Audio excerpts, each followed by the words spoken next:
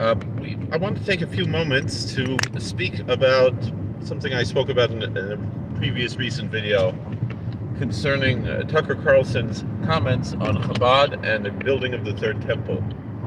As I mentioned in the previous video, his claims are actually rather ridiculous for various reasons.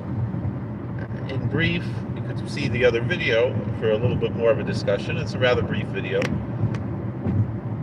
But to just summarize, his claim is that there are certain patches that are being put onto Israeli uniforms, which are being supplied by Chabad as a sign that this war is at the behest of Chabad. The war with Iran is at the behest of Chabad in order to bring the Messiah and to rebuild the Third Holy Temple. So, various reasons why there are both certain things that are true, but also nonetheless that this particular claim is totally false. The truth is, every pious Jew prays 3 times a day, and on certain days 4 times a day, on Yom Kippur 5 times, for the rebuilding of the Holy Temple. That is a central idea, certainly in Orthodox Judaism. It is included also to a certain extent in conservative Judaism. It's played down somewhat in Reform Judaism. As far as I'm concerned, Reform Judaism is a heresy, and it's not just my opinion, but it's generally the opinion of Orthodoxy that Reform Judaism is a heresy because it denies basic dogmas of Judaism, which include the bodily resurrection, the personal Messiah. And part of the concept of both of these eschatological dogmas is that the temple will be rebuilt. Now the question is, how is that happening and so forth? That's what we're going to get into more into this discussion. But certainly every Orthodox Jew, which that would include Kabad in this sense, awaits the return, the rebuilding, the restoration of the temple, as is a clear biblical concept.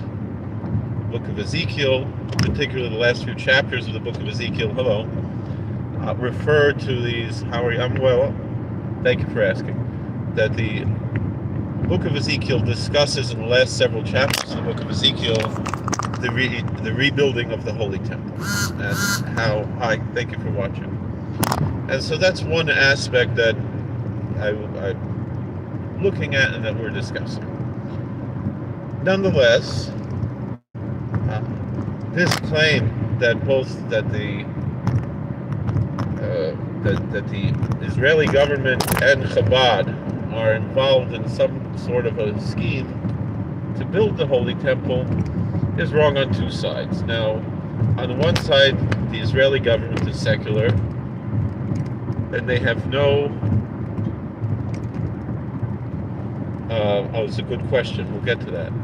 And they have no designs to build a third temple. In fact, the Israeli government patently, Moshe Dayan, by giving the control of the Temple Mount to the Waqf of Jordan, basically was saying that we're not trying to build a temple. That's basic part of the Israeli governmental idea. As far as Chabad, we're going to get more into that, although I would like to answer Nintendo 60 Forever's question. Andy Abels wants to know where I'm going to work.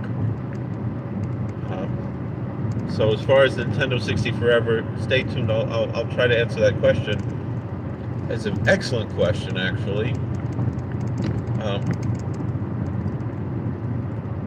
But in any event, fact, I'm not sure I have the clearest, best answer for that, but I can address it and discuss the question. But the question, first of all, within the Jewish tradition is, where will the temple come from? Are we, now the Israeli government, they are secular. They have no designs to actualize eschatology more than they already have, which is already problematic within Jewish law, what they have done within traditional Judaism. And Zionism is a break from traditional Judaism.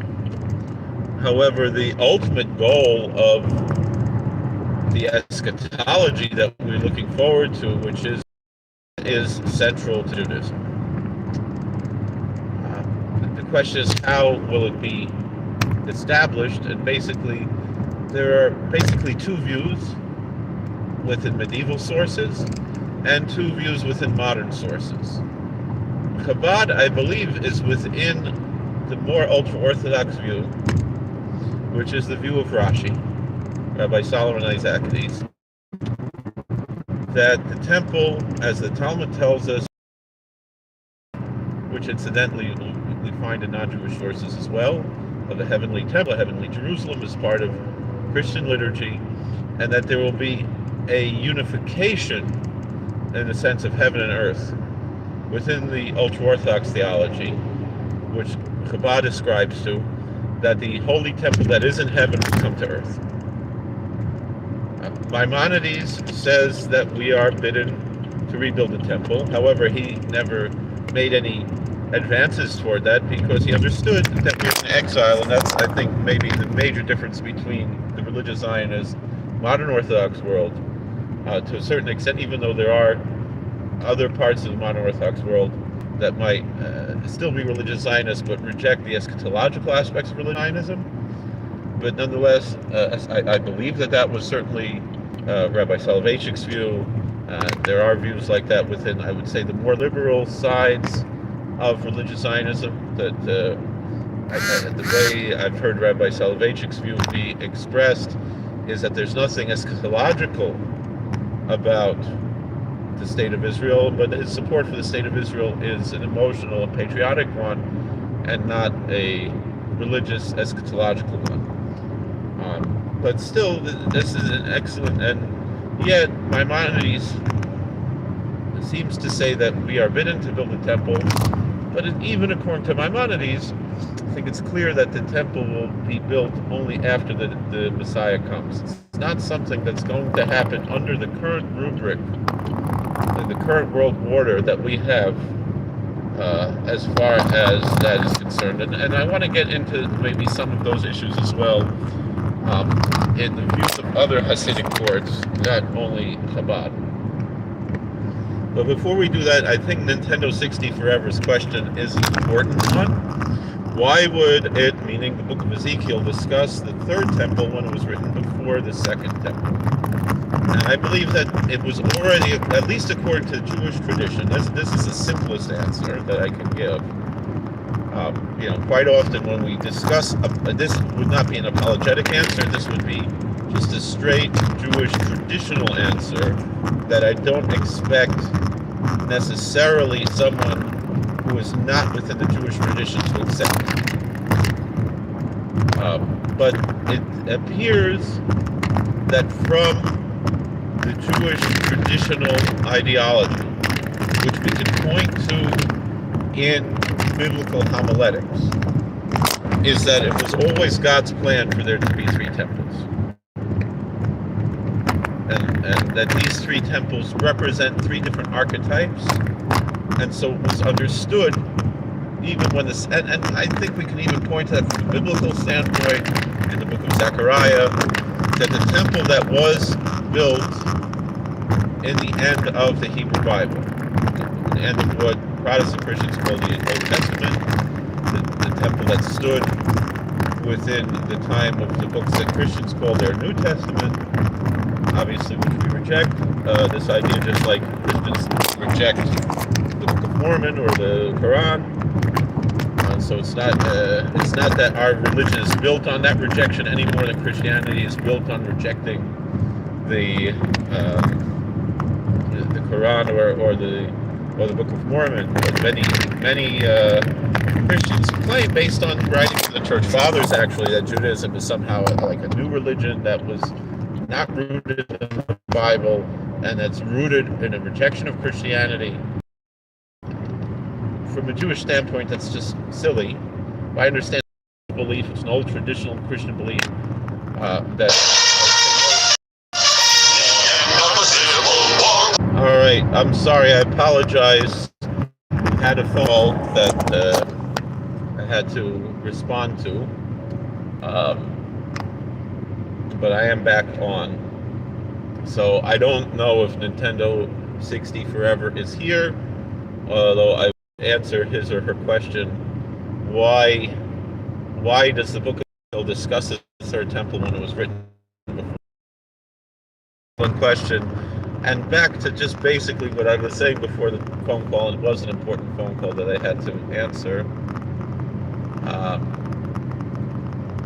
It was that basically it was always, at least within the Jewish tradition, and I believe I could even make a biblical argument for this from the book of Zechariah, that it was understood that there was going to be three temples. And that these three temples represent different archetypes, which we see already on a homiletical level in the book of Genesis. There's this rather curious narrative of really pretty much the only narrative that we have about Isaac, where he is the main protagonist in the story, right? Meaning everywhere else, Isaac was secondary to Abraham or to Jacob, in a certain sense. And whereas Abraham in the Bible, in the book of Genesis, has many narratives, patriarchal narratives, where he is he is acting alone, or he and Sarah. And Jacob also has many where he's acting alone, particularly because Isaac never left the Holy Land. Isaac seemed to always, although he lived among the Philistines, but it was within the borders of the Holy Land. He never went to Egypt. He never went to Mesopotamia, as Abraham was born in Mesopotamia, traveled to Egypt. Jacob also spent time both in Mesopotamia and in Egypt. Isaac was born in Canaan and lived in Canaan. His only somewhat quasi-exile was among the Philistines. And when he was among the Philistines, he dug 3 wells, and the wells had different names. So the homily on this is that these 3 wells represent the archetypes of and typologies of the 3 temples. And so from a traditional Jewish view, and furthermore, we say that the archetypes of the patriarchs represent archetypes of the Jewish people, of the entire community, as a body. And so therefore the 3, and so just very briefly, and the names of the 3 wells that Isaac dug there in that narrative in Genesis represent those 3 archetypes, represent the first. I remember the second one's called Sitna, the third one is called Rehoboth. I'm trying to remember what the first well was called. I'm saying this from memory, but the fact that it was called Asek, right? It was Esek, Sitno, and Rehoboth, right? Those are the 3 wells that, right? Asek, Sitna, and Rehoboth. Those are the 3 wells that Isaac dug. So Asek means to be busy. It's a work, a job. And so that represents the archetype of the first temple, which there was, this busyness of, but also the difficulty of what was the sin that caused the destruction of the first temple, was cardinal sins of idolatry and adultery and murder. And those three sins are represented by that archetype of asek, of the work, of the difficulty there. The second well that Isaac dug was called Sitno. Is a term related towards Sin'ah, according to the homiletical interpretation, that represents this archetype and typology, which represents that the second temple was destroyed because of baseless hatred and slander and sectarianism. That there were various sects that arose during the time of the second temple, even though there was also sectarianism in the first temple time, with the split of the two kingdoms, really very shortly after the building of the first temple. But nonetheless, there were these ideological. But the problem was certainly with the Northern Kingdom, which rejected the temple and built their own temples, and a back and forth in the Southern Kingdom, from which the Jews came, was idolatry, in addition to this tremendous amount of bloodshed, intrigue, and all kinds of things. There was no idolatry in the Second Temple times, meaning we don't find the idols in Second Temple archaeology, except for from the Romans. But we don't find all of the idolatry that was in the First Temple. So the First Temple again is Asek, the Second Temple is Sitno, and then the Third Temple is called Rehoboth. Rehovos, as we say in Ashkenazic Hebrew, so that means something that's expanded, type of like a typology of expanded consciousness and spread out wide. And so therefore the third temple is again what's represented in Ezekiel. And furthermore, we see biblically that Ezekiel's vision was not used for the second temple. So that's another plain biblical understanding, again, without getting into anything that would not work in standard apologetics, meaning the difference between using Jewish traditions and using plain biblical apologetics that would be universally understood by anyone who is of a biblical mindset, whether Jewish, Christian, or other religions. So there is a lot what to discuss, but I think that's the plain answers that I have as far as the difference, why Ezekiel's vision was for the third temple and not the second temple. Even though he was living before the second temple, it was understood that the second temple would be destroyed and that the third temple would come where there is perfection. Some say that Herod's restoration of the second temple was the third temple, but that's not what it was. Even under all of the opulence that Herod had in the second temple, and when he restored the second temple and renovated the second temple, it was nothing close to what Ezekiel's vision is of the third temple. So for Tucker Carlson, one thing that nobody is paying attention to is that he says that the third temple is anathema to Christianity. So in a certain sense, it's almost a Gnostic type of a view that what Christians call the Old Testament is anathema to Christianity, because it's clear that Ezekiel's vision was not fulfilled in the second temple. So there is a vision of a third temple that is clearly in the Bible.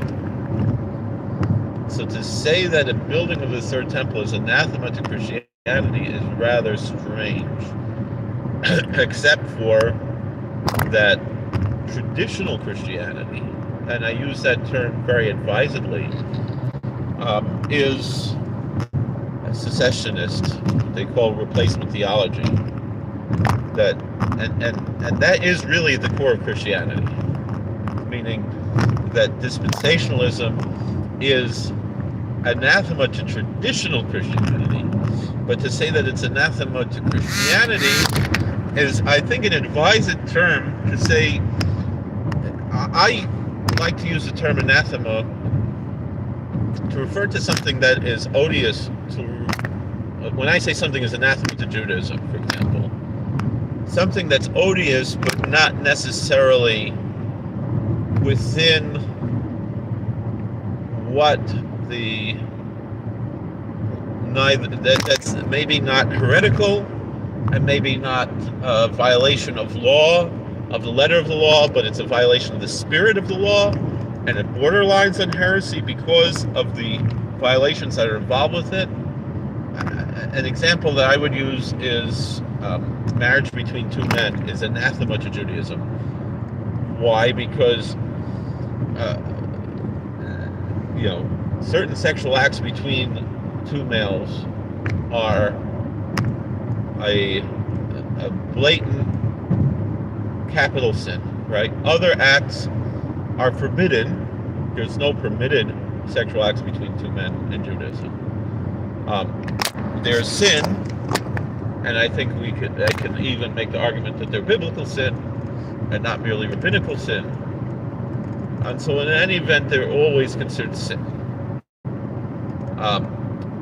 But there's no expressed mention of marriage between men, but it's understood that marriage, even though there is, and we'll get to that marriage is related to sex, right? So therefore, to have same-sex marriage would at least be considered anathema because it's a recognition and a condonement. It condones something that is sinful, and in certain cases capital sin, so a very serious level of sin, and I would say in any form would be cardinal sin, even if it's not in a capital sense. With that being said, the point that I'm bringing out here is there is a passage in the Talmud that's a homiletical or a godly, not really homiletical, but it's not a legal ruling, saying that basically, even though the pagan world is very permissive about homosexuality, they do not go so far as to perform marriages between two men. That's in the Talmud, and that's the whole reason why the pagan world is allowed to survive, is because there are three things that's mentioned there, that even there's certain limits that they won't pass, but of course, unfortunately, in our world, they have passed. I've heard people try to argue, and it's not exactly what it's talking about there, but when you understand that it's in a homiletical sense, it doesn't have to, legalism doesn't come into play here. We're talking about something that's really, and again, that term is anathema, and I think it's an apt term there. And there are other homilies that discuss that was actually why the flood came, because of that sin, because that was the straw that broke. It's bad enough to do a sin, but then to go and try to justify it through a legal document and so forth, that makes it much worse, right? So that's basically, what does it say? Do you remember Pat Dockery? I don't know who that is. So I can't really see very well because the sun blazes, so I'm not going to be able to respond so much to the chats. I'm about to lose reception anyway, but I want to get to this important point. Now, what Tucker Carlson said, beyond the issue about Chabad, which, as we already discussed, is wrong. Meaning Chabad, as we discussed in the previous video, so Chabad, their idea of the rebuilding the temple is very much within the Rashi, ultra-Orthodox, anti-Zionist view, that it will not be done by human hands, it will be done in a miraculous manner. Indeed, that one does, goodness and kindness and so forth, that these are the homiletical or archetypical bricks, perhaps in a literal sense as well, building the heavenly temple and will bring it to earth. And so when something like that happens in a miraculous way, well, there's no political action done here. Meaning that again, this is the difference between, let's say, the Ayatollah approach, right, which is almost like the Muslim version of what you could call a type of radical religious Zionism that Chabad rejects. Meaning, now there's a lot of confusion because the Chabad movement as a movement is an anti-Zionist movement. You look at the writings, particularly of the Rebbe Rabbi, he was, I would say, more anti-Zionist than Sapir, maybe more than the Torah Carter. Now, and perhaps that's part of the reason why the last Lubavitcher Rebbe never visited the Holy Land, rooted in that idea. Now, with that being said, for PR purposes, because they're big PR people, particularly under the last Rebbe, but to a certain extent under the previous Rebbe too, the Chabad movement embraced everybody, including those that they strongly disagreed with, and encouraged Jews to do mitzvot, to do commandments. But also, the Lubavitcher Rebbe had a certain view about settling in the Holy Land that was apolitical, meaning that they would be just as happy. I would say most likely the Lubavitcher Rebbe would have been just as happy with Jewish settlements that were apolitical, not connected to the state of Israel, in under a Palestinian government, let's say. And the only reason he would oppose it was because of the dangers involved. But he would, from a theological standpoint, I would go so far as to say that the Lubavitcher Rebbe would be okay, meaning he would have been opposed to the disengagement in Gaza, right? Because it was forcing Jews to leave their homes, but he would have had no issue with Israel giving up their sovereignty and allowing the Jews there to become Palestinian citizens, right?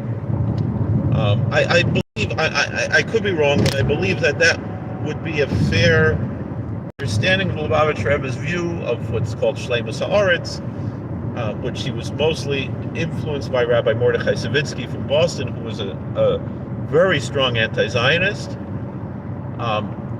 and that's somewhat related to that. So with all that being said,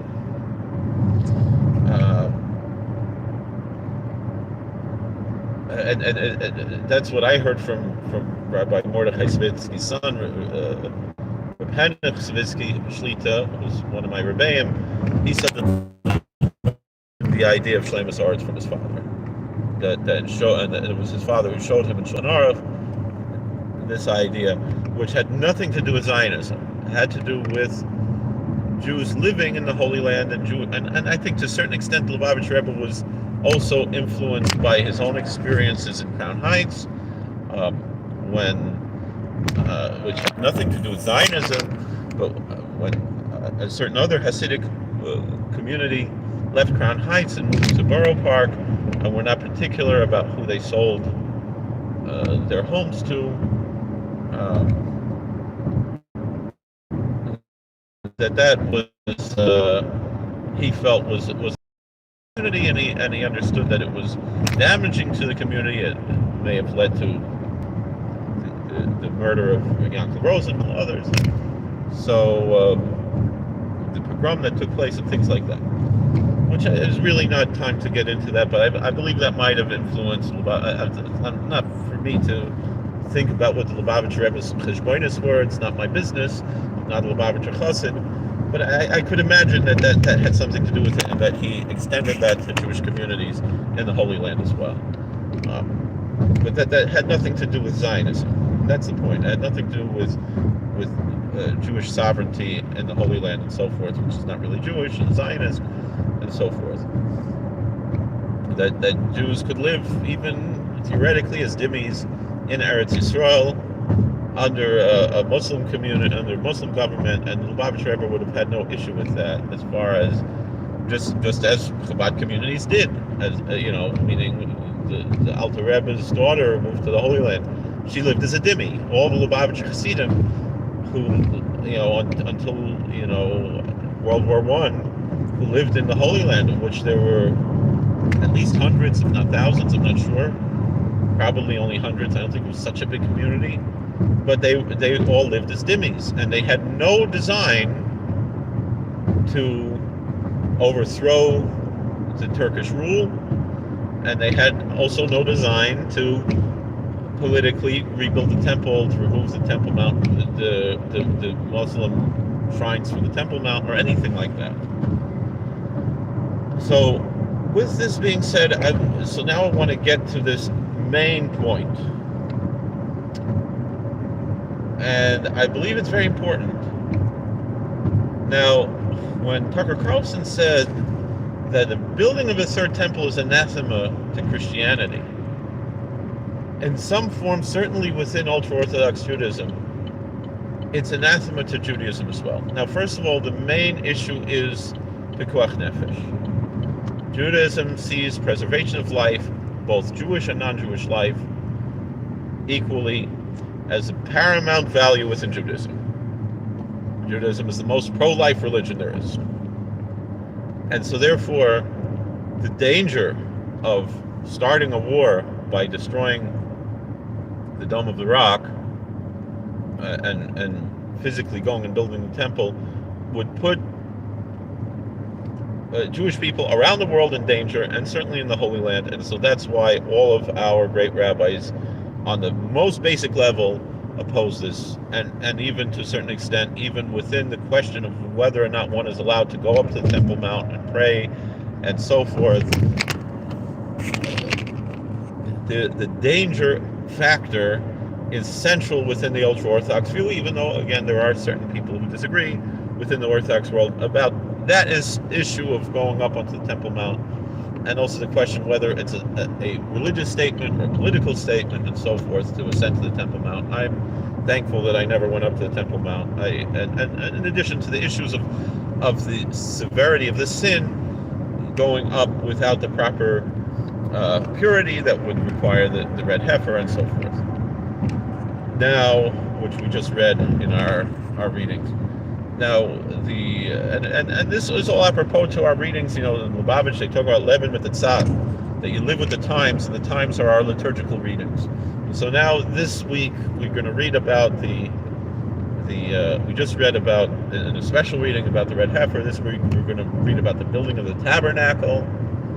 And so, with that being said, and I'm about to lose reception, so I have to say this very quickly. The Rishner, the Heilige Rishner, Rabbi Israel Friedman, was one of the holiest Hasidic masters, although there was a great opposition between Kabad and the Rishner, because there's different approaches in Hasidism. But they still respected each other, they disagreed. And the Rishner was someone similar to Lubavitch. And certain people still to today believe, and among the Rishner Hasidim, that one of the Rishner Rebbes could be the Messiah. That is a belief that exists, I don't know, in Boyan and Bahush and Sadiger. I'm not sure exactly, but it is something that is believed. I'm actually right near Curious Joel right now.